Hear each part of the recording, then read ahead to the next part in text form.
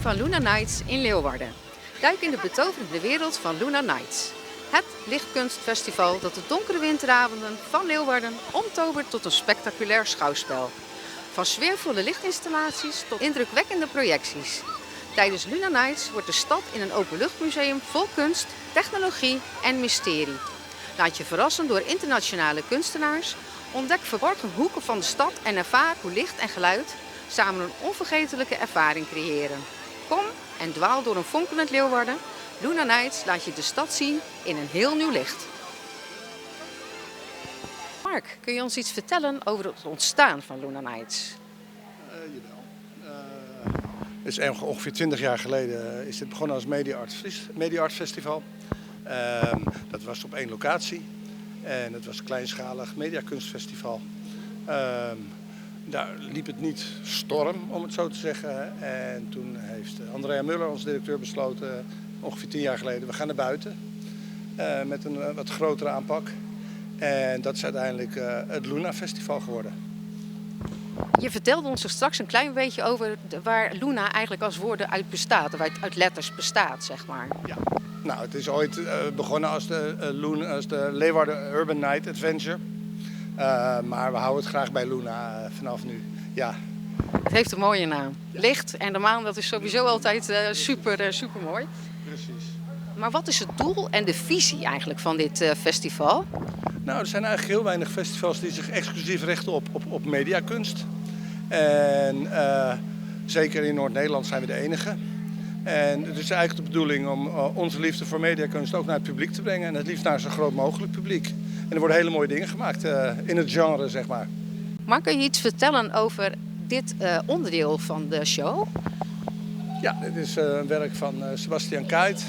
En wat hij eigenlijk wil is een beetje je perceptie, je waarneming van de werkelijkheid een beetje anders voor doen stellen. Als je hier loopt in het water en je kijkt in de bal, dan is de werkelijkheid toch anders dan je denkt. En de bedoeling is van hem dat je even stilstaat bij hoe je de wereld om je heen ziet. En even in een soort andere wereld belandt vooral. Een soort droomwereld. Het lijkt inderdaad een beetje dromerig, maar ook een beetje qua planeten of iets dergelijks. Tenminste, en de maan die er dan opschijnt. Het is wel heel bijzonder om zo te zien. Een otherworldly experience. Je bent even van je eigen planeet af. Even in een eigen wereld. Hello, good evening. The art and the artist. Can you explain something about your art? Inner Outer Other is an immersive installation that invites you to step into an otherworldly experience. It is a vessel for contemplation, a place for you to release your inhibitions and to confront your inner and outer realities.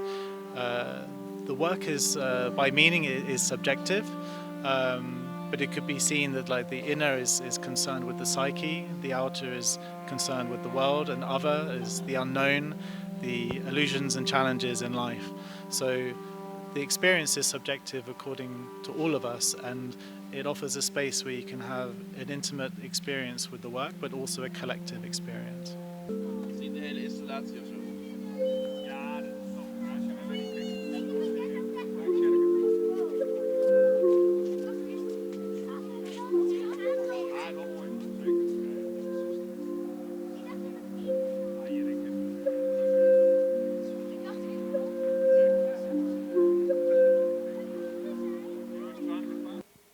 Привіт, мене звати Мілана. Мені майже 6 років. Я мрію, щоб скоріше вже закінчилась війна. Я на наступний рік піду вже в школу, 1 клас. Я люблю танцювати і малювати. А в майбутньому я мрію стати візажистом, щоб красиво малювати. Я люблю танцювати і малювати. А в майбутньому я мрію стати візажистом.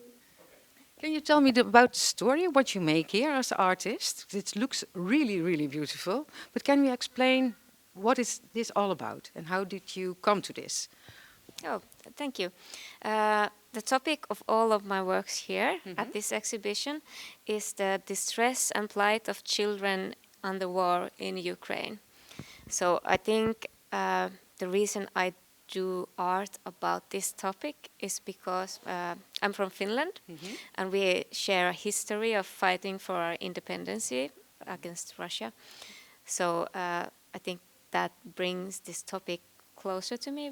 We are kind of worried there that might this happen to us as well. We understand. Yeah. So when the war began, I was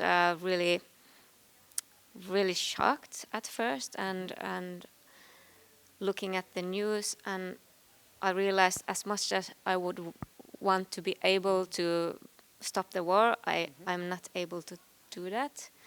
But what I can do is try to keep on reminding people about the situation there. So that's why I collaborated with some local charity in Ukraine. Okay. And they have collected for this project. They collected toys and items from children's bedroom from houses that were bombed down.